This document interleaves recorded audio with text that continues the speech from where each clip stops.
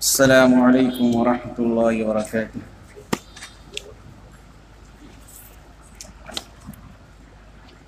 نحمدہ ونصلی علی رسولہ الکریم، اما بعد۔ آج کا یہ سیمینار جس عظیم شخصیت کے خدمات اور ان کی کاوشوں کے اعتراف، ان کے کمال کے اعتراف سے عبارت ہے، ان کی شخصیت اتنی ہمجہت ہے کہ مختصر میں بھی اگر روشنی ڈالی جائے تو کافی وقت درکار ہوگا، اور یہاں استاذ محترم نے بار بار ہم تمام لوگوں سے درخواست کی ہے کہ وقت بہت کم ہے، اس لیے میں اپنے مقالے کے کچھ اہم مقامات سے بھی صرف نظر کرتے ہوئے صرف اپنا موضوع بتانے پر اکتفا کرتا ہوں کہ حضرت محدث کبیر علامہ اعظمی رحمۃ اللہ علیہ کی شخصیت کو دنیا نے جس اہم فن اور جس اہم کارنامے سے جانا، وہ آپ کے نقد اور تنقید کا باب ہے، آپ کے استدراکات، علمی انتقادات کا باب ہے کہ علامہ اعظمی رحمۃ اللہ علیہ نے جہاں جب جیسی ضرورت ہوئی مخاطب کے مقام و مرتبے کا لحاظ کرتے ہوئے، مخاطب اور حالات کی رعایت کرتے ہوئے کبھی بھی حق بات کہنے سے صرف نظر نہیں کی۔ میرے مقالے کا مضمون تھا علامہ اعظمی رحمۃ اللہ علیہ بحیثیت ایک عظیم نقاد۔ مقالے کی شروعات میں ہم نے نقد کی تعریف، شرائط نقد، فنون اسلامیہ میں نقد کی حیثیت، اس کے بعد علامہ اعظمی رحمۃ اللہ علیہ بحیثیت عظیم نقاد ان موضوعات پر بحث کی۔ ان میں سے علامہ اعظمی رحمۃ اللہ علیہ بحیثیت عظیم نقاد کے تحت ہم نے کچھ مثالیں پیش کیں جو بہت سے مقالہ نگار کی اہم اور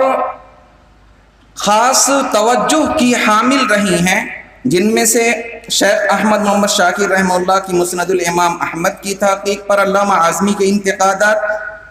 شیخ البانی کے رد میں الالبانی شذوذہ و اخطاؤہ، امام بہقی رحمہ اللہ کی السنن الکبریٰ پر علامہ اعظمی کی استدراکات، تحفۃ الاحوذی شرح جامع ترمذی پر علامہ اعظمی کے استدراکات۔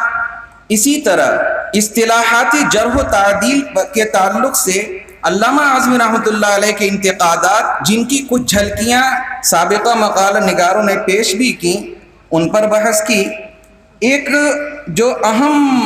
اور منفرد طرح کا انتقاد اور استدراک ذکر کیا، اس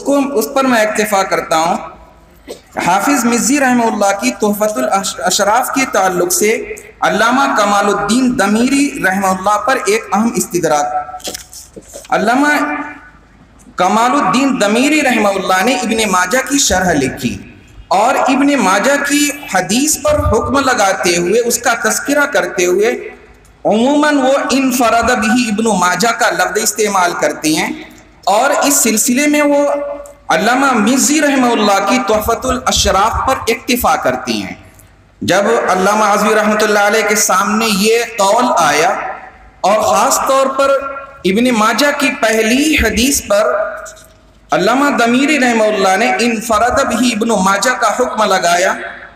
تو اس موقع پر علامہ اعظمی رحمۃ اللہ علیہ نے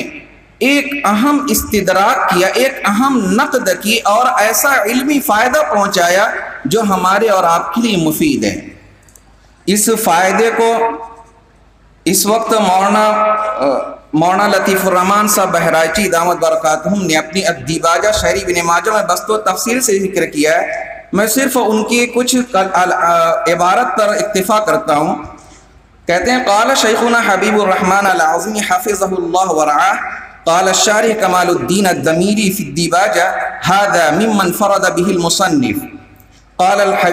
شیخنا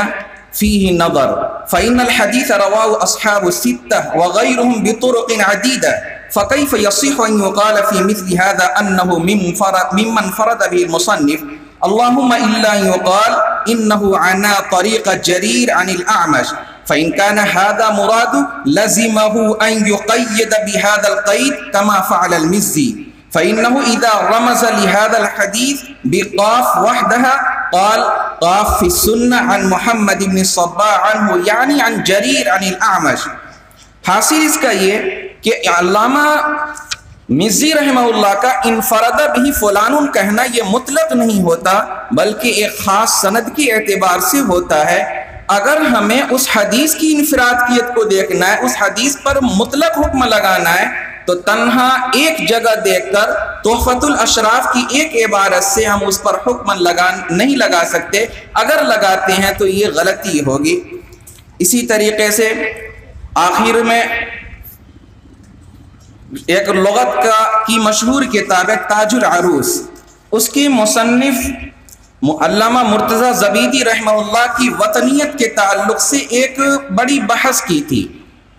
مرتضیٰ زبیدی رحمہ اللہ کی یہ تاج العروس سن 1385 میں شیخ عبدالستار احمد فراج کی تحقیق کے ساتھ حکومت کویت نے شائع کی تھی۔ اس طبق کے آغاز میں محقق نے ایک مقدمہ شامل کیا جس میں مصنف کتاب کے ہندوستانی ہونے کی بحث چھیڑی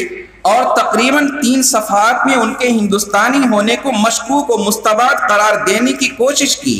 علامہ اعظمی رحمہ اللہ نے ان کی رگ تشکیک کاٹنے اور مسئلہ زیر بحث کی تحقیق کے تناظر میں 7 صفحات پر مشتمل ایک وقی مضمون بعنوان السید مرتضی ہندی لا یحوم حولہ شک زیب قرطاس کیا، جو مجلہ البعث الاسلامی جلد 20 شمارہ 8 صفحہ 57 سے 63 میں اشاعت پذیر ہوا تھا۔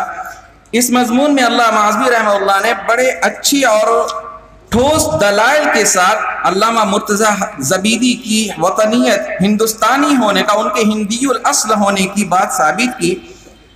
آخر میں فن شاعری کے تعلق سے علامہ اعظمی رحمۃ اللہ علیہ کے ایک اہم فن کا، ایک اہم ان کی ایک کمال کا تذکرہ کیا کہ بحر سری اور بحر رمل، جو آج کے شعراء حضرات بھی اس سے واقف نہیں ہوتے، اس موضوع پر علامہ اعظمی رحمہ اللہ نے جو کلام کیا ہے وہ واقعی دیکھنے سے تعلق رکھتا ہے۔ ان تمام باتوں کی اور علامہ اعظمی رحمہ اللہ کی خدمات اور حیات پر نظر ڈالنے کے لیے استاد محترم ڈاکٹر مسعود صاحب اعظمی دامت برکاتہم کی ترتیب شدہ حیات ابو المعاصر میں کافی مواد جمع ہے۔ اللہ جل شانہ ہم سب کو حضرت محدث اعظمی رحمۃ اللہ علیہ کی قدر کرنے، ان کے نقوش پر چلنے کی توفیق عطا فرمائے۔ السلام علیکم ورحمۃ اللہ۔